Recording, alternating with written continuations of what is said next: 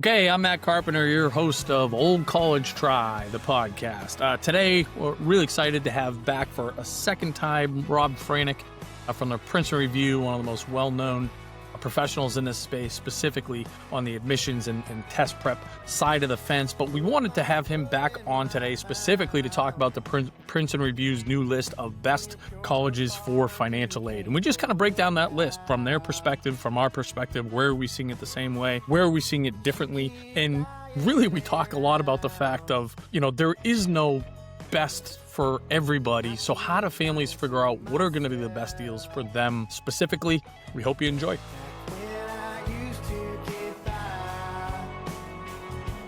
Okay, my good buddy, Rob Franek, Take Two. Welcome back to Take Two podcast, Take Two on our second podcast together here. Thank you for our patience through the technical difficulties. All good. All good. And welcome back to the pod, the Old College Try.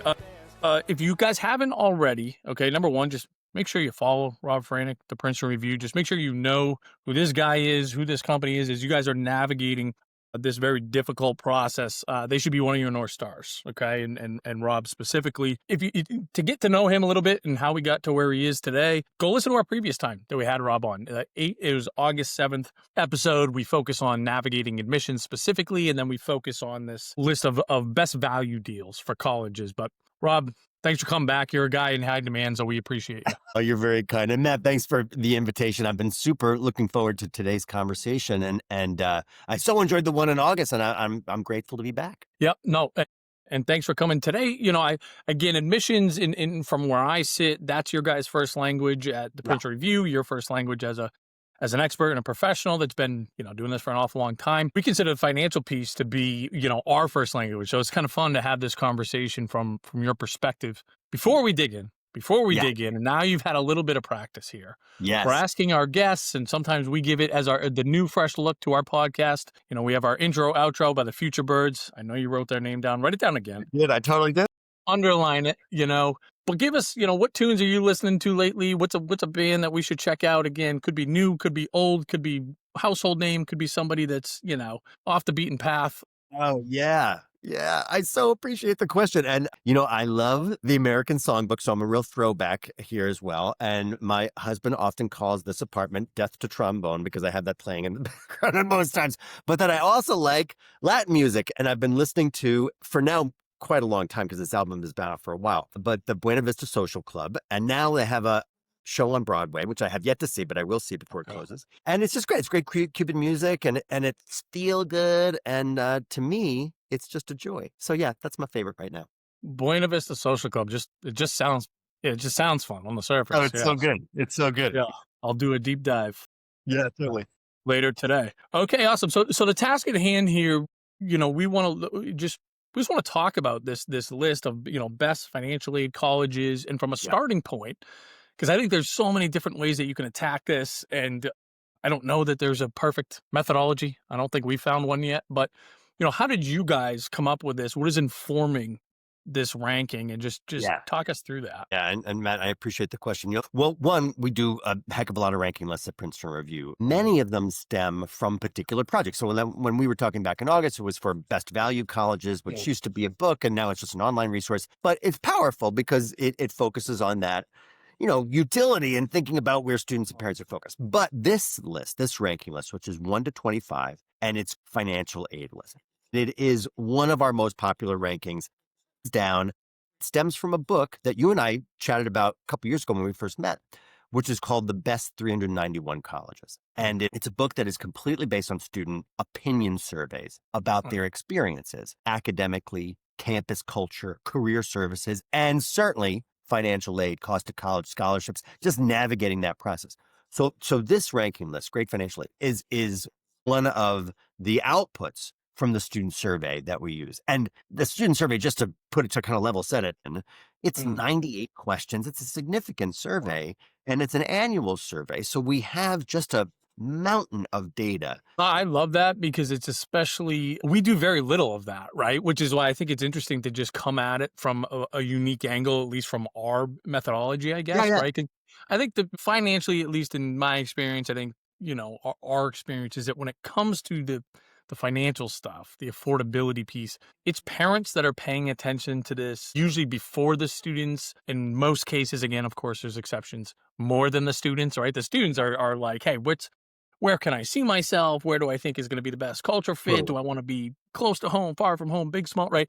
All these things. Whereas I think most parents are like, of course they're invested in that, but it's like, how the hell are we going to pay for this?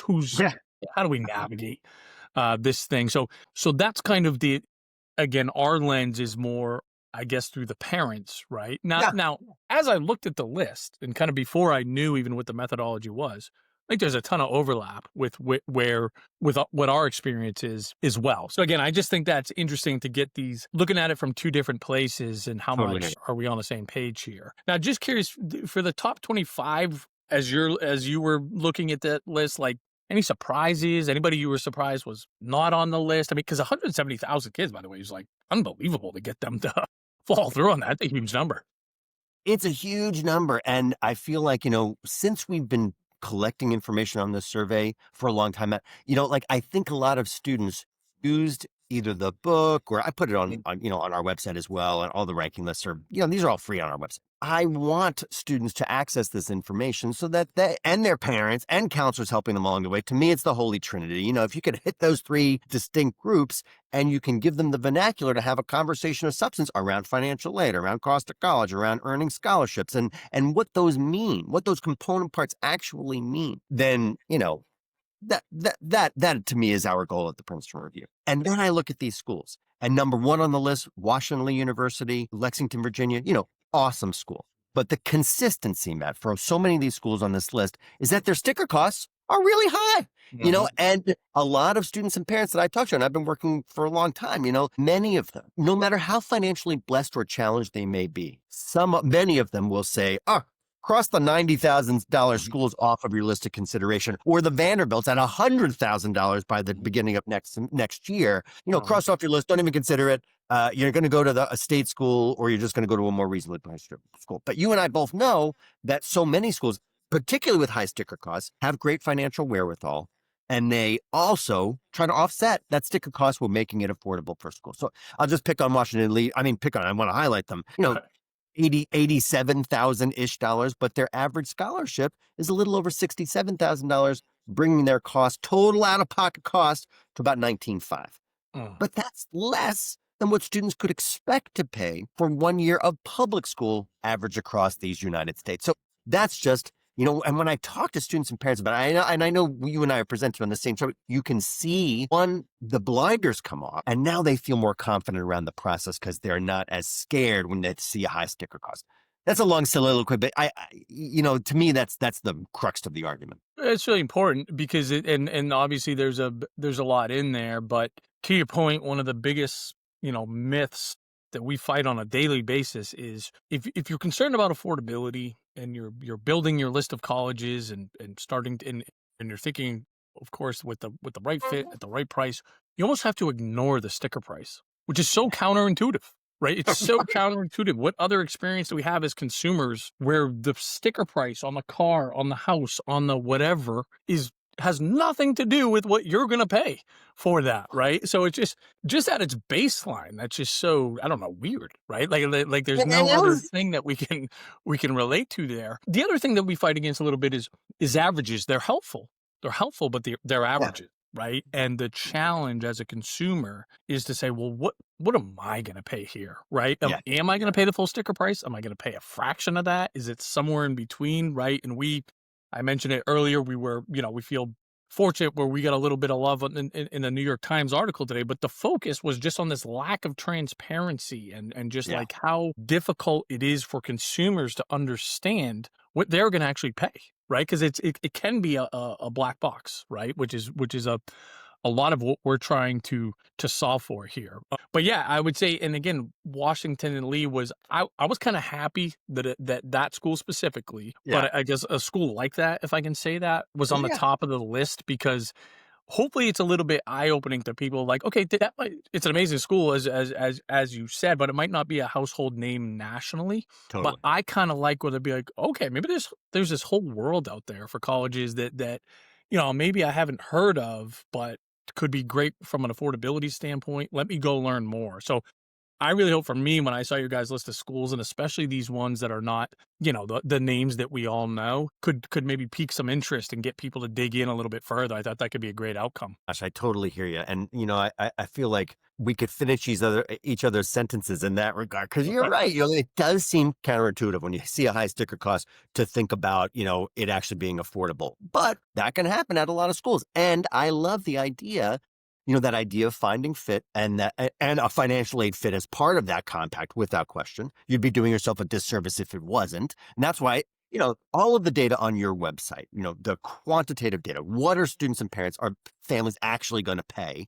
And then thinking about, are students satisfied with their financial aid package? And let's dig into the data here on both sides. Yeah. I mean, to me, that is, again, incredibly valuable. But you're right, it does sound a little counterintuitive to say, hey, don't worry about the sticker cost right now, because the truth is that it is different for different families. It is different based on student academic achievement. When we start to think about students can earn aid, and I know this is the language that you speak all the time, based on need, and at many schools, based on performance, right? Based on merit. I was giving a talk in New Jersey last night. I'm super competitive public school in New Jersey, and it was packed. But the idea of saying, let's cross the streams between financial need and academic performance. We were talking about it in light of GPA and SAT and ACT scores, and to a slightly lesser degree, but fast becoming even more important in the process, AP exam scores, but standardized test scores, crossing it with GPA and rigor, and then having some outcome, not only academic admission, but also the earning of scholarship dollars as well. And that's where that swag comes in, right? The delta, that's interesting to me on how it can change based on all those variables. Absolutely. Just kind of looking at the list here, right? And as it pertains to, merit specifically, right? Merit-based scholarships that are discounts given to these families just based on the student's credentials, right? And what they're looking for. But a couple popped off the list to me that I know they're, historically can be really good opportunities here, Gettysburg, Mount Holyoke, Dickinson. Help me with the pronunciation here. Number 25. I know it's a little private school down in North Carolina. Is it Catawba? Catawba. Yeah. Oh, there you go. Yeah, I know they can be great with merit as well. So those are just a couple examples of schools where maybe don't have amazing reputations, although to varying degrees, I think they're all pretty good for need-based financial aid. They're great with scholarships, right? And that's why I think, and when we say financial aid, it can be need-based financial aid, right? To your point, just based on kind of our family's financial situation, but also based on the school, these merit-based scholarships too. They both fit under this bucket of discounts. Call them whatever you want in some ways, right? Yeah, you got it. It's a big tenet there, under the financial big umbrella. Yeah. That's right. And I think a lot of young people, and parents that are just either, whether they're first generation college, the parents didn't go to college, or they did go to college, but they got out 25 years ago.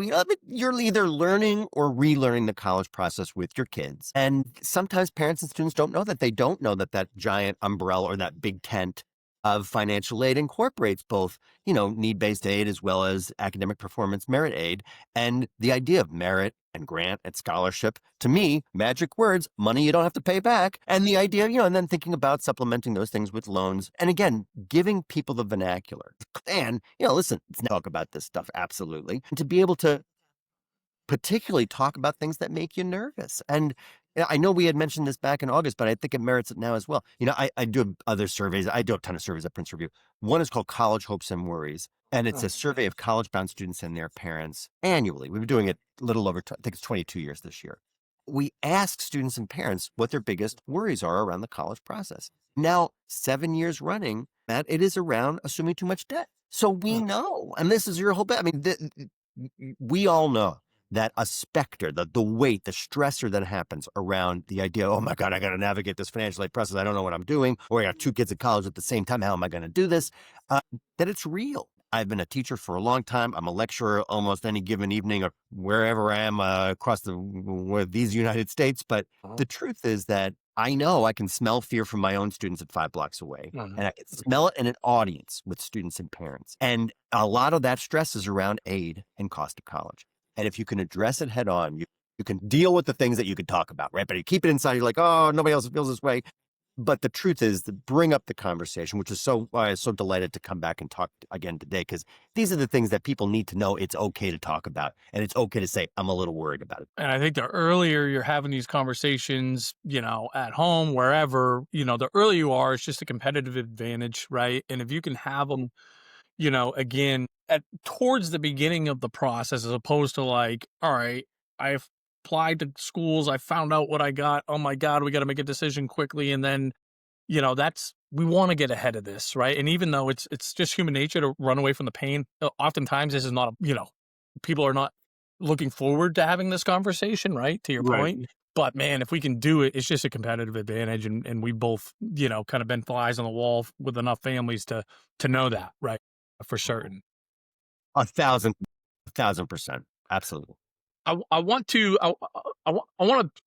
mention a couple other schools that I would expect to be on this list, right? That I think most people kind of expect them to be on this list, right? And specifically, I'll mention Princeton, Amherst, Columbia, and again, there's a couple others that are kind of in that bucket, so to speak. And I get the question all the time: is Princeton generous? Is Amherst generous? Is Columbia generous? Right? And always. My answer to that question is it depends, right? Or let me see your tax returns and your bank statements, and I'll tell you, right? I'll tell you if they're going to be generous for you, because look at Princeton. They were, had the deepest discount on average with your families, and I think that tracks, right? But also at the same time, we have to realize, okay, first of all, if we're the type of kid that's remarkable enough to get into Princeton, that's the biggest challenge, right? You got to get into these places. I hear you. Yeah, I hear that. Princeton, Amherst, right? These are obviously very, very talented students, but we also have to realize, as talented as they are, scholarships don't exist at these schools, right? In schools that they're listed. There's nobody walking around Princeton that's there on a scholarship. And let's just say, Rob, you're a New York City resident. You're a family of 5. You got 2 working parents, and collectively they're making $400,000 a year. Okay, that's a nice living. I don't want to. Plenty of people would kill to make $400,000 a year as a family of 5. So I don't want to dismiss that. However, as you know, if you live in New York City and you're a family of 5, like, you're not saving a ton of money. Okay. No. And Princeton and Columbia are going to say, well, according to our formula, you can pay $100,000 a year or close. Right. So even though, again, we hear $400,000 and we think, man, a lot of families would be killed to make that money, it doesn't mean that they're necessarily, kind of swimming in it and they can afford to pay, again, $100,000 a year for these schools. So that's where, again, we're always telling families, you need to know what you're going to pay. And sometimes you're going to be pleasantly surprised. Sometimes you might be pleasantly unsurprised. Yeah, I totally hear it. And I like the example. And I like the idea of saying some numbers out loud, the city that you live in, 400 kids. I think it sounds awesome, right? And it sounds like you should be able to support, all of your kids in school, or a lot of them in school at the same time. But the truth is that it is very difficult. And you're right, through the financial aid lens, applied through FAFSA or sometimes other, forms, as you know well. But the truth is that, you're right. Princeton and other schools in the Ivy League or the near Ivy League are not going to give out merit-based scholarships based on your academic merit, because everybody's superlative, right? I mean, and I think sometimes I had a lot of freshmen and sophomores in the audience last night in New Jersey, and they didn't quite know that. I don't want to disparage the work that they're doing, because we know it's going to open doors for them academically, right. But from a scholarship perspective, at those most competitive schools, it's not going to yield for them. So you're right. Then it's all going to be based on financial need. And you're right. Princeton, number 4 on our great financial aid list, high sticker cost $87,000, but average need-based grant, call it $74,000, bringing it down to like $13,000 to attempt. But you have to demonstrate that need. You have to demonstrate that financial need. That's right. And you're right. A double income family bringing in $400K in New York City or another big urban center, probably not going to, certainly not going to qualify for the average $74,000. And that is the thing. And I like the idea of having a realistic conversation around this, and that it is different for different families. Absolutely right. And it feels really good to say, hey, Princeton's average need-based grant is $74,000. And that is a ton of money. And that's a major commitment from the school.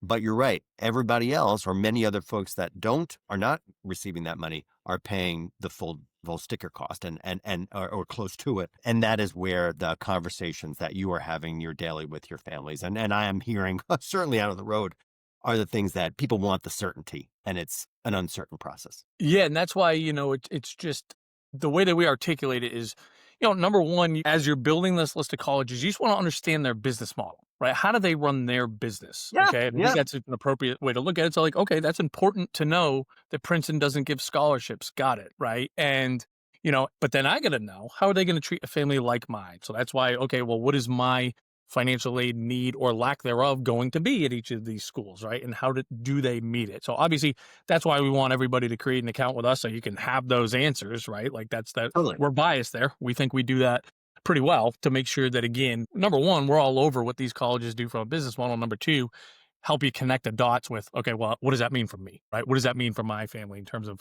financial aid, scholarships, et cetera?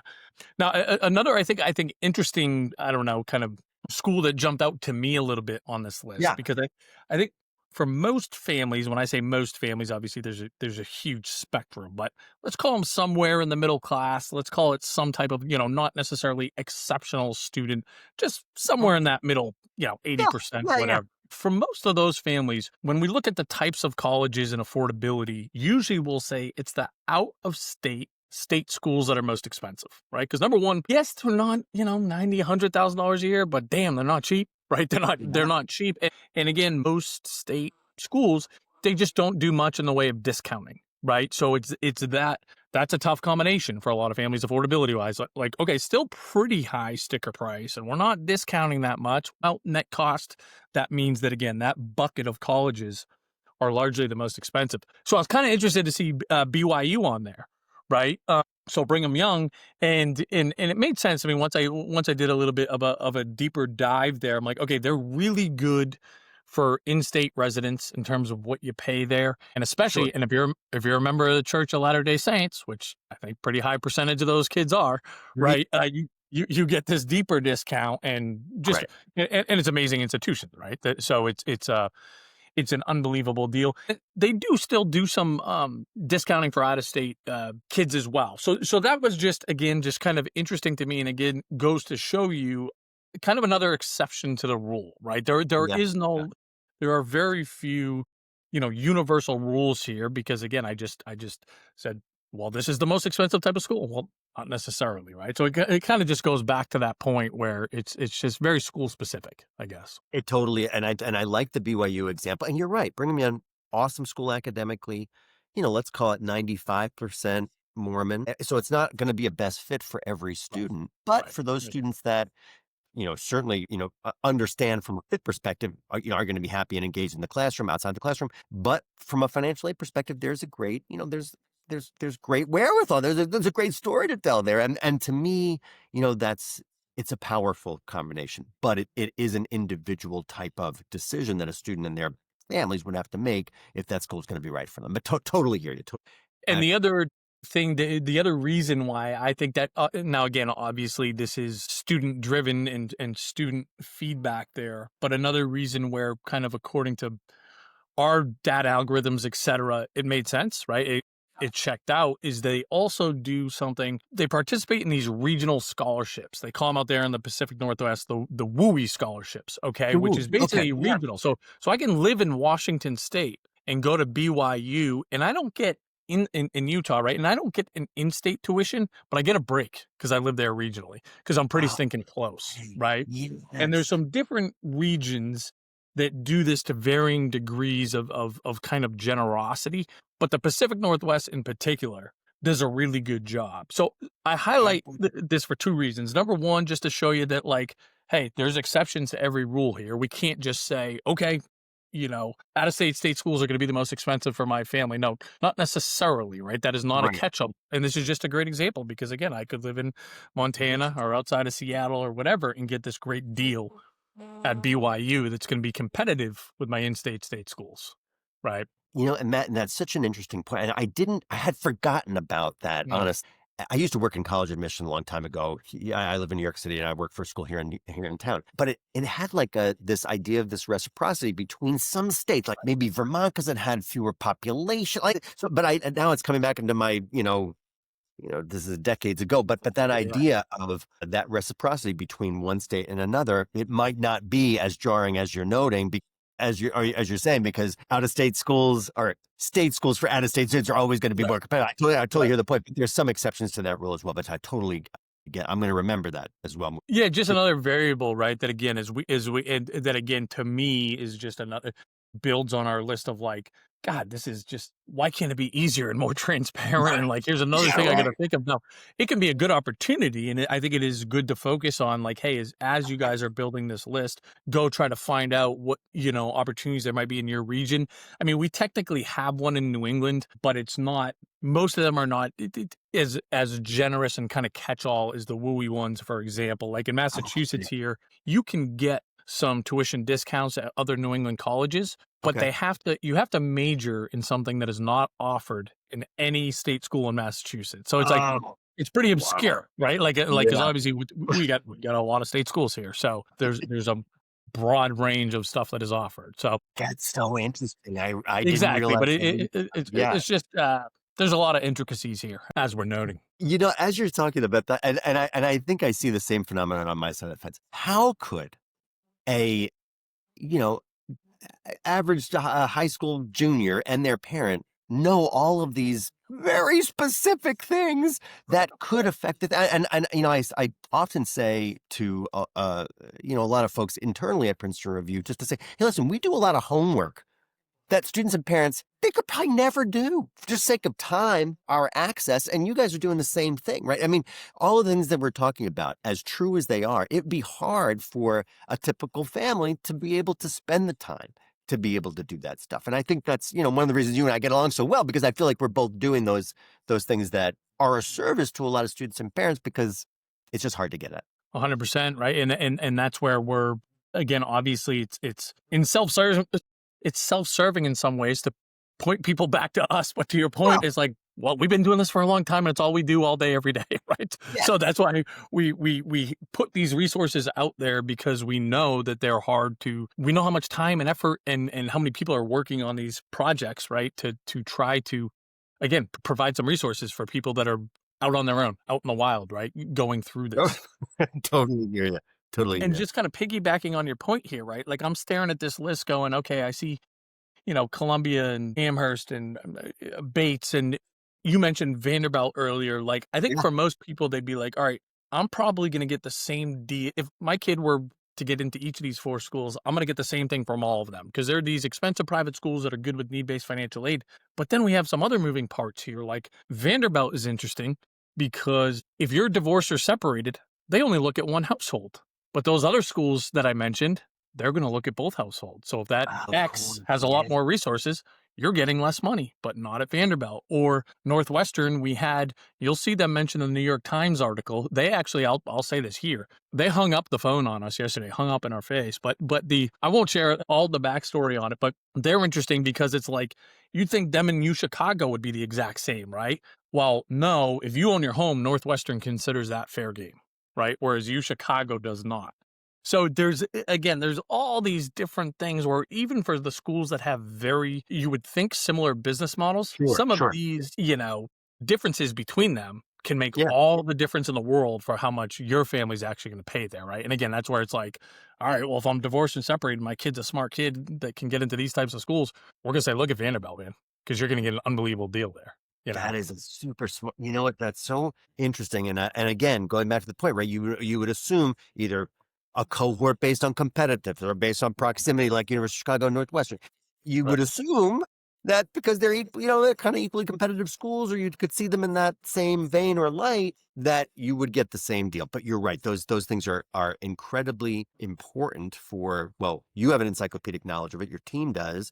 And then being able to give that information. And I feel the same way. Like if I was in 1 out of every 2 students who applies to college will use a Princeton Review service. And again, I channel my mom here a lot. Yeah. Unless she's like, Robert, don't talk about yourself too much. I'm like, well, I'm talking about my company. So, I mean, but I appreciate that sometimes it's just part of the process. A lot of people depend on you for this information for both of our companies. And it's powerful because we can't afford to have blinders on in this process, and particularly when it comes to cost and aid, because it causes so much stress and worry. The idea of saying, let's bring the temperature down. Let's understand that there are teams that do have encyclopedic knowledges of schools, financial aid, general cost, return on your investment, and being able to have those conversations that might have felt taboo a couple of years ago, but really not. We'd be doing ourselves a disservice if we didn't talk about it. 100%.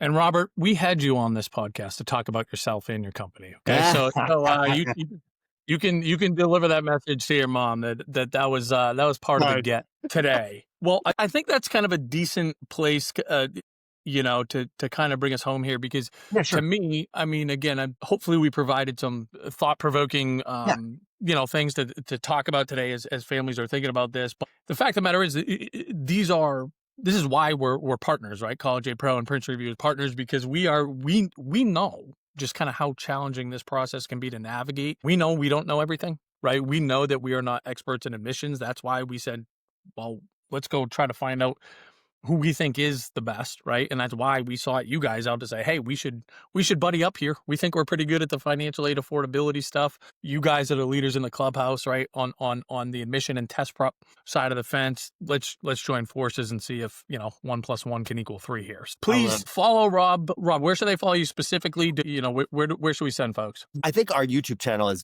probably first. It's the Princeton Review YouTube channel. You can't miss it. It gets a ton of traffic, and we try to talk about these issues that might be valuable from a test prep perspective, certainly from an admission perspective. So yeah, I mean it's a good one. Princeton Review YouTube. So Princeton Review YouTube channel. Make sure you go there. I can say firsthand, ton of great content. You guys are always putting out new stuff. I find it to be very authentic. It's well produced. You guys are super engaging. So I would double down on that recommendation. And as you're trying to figure out this affordability cost, what the hell are schools going to cost me? Where are we going to get scholarships? Where are we going to get financial aid?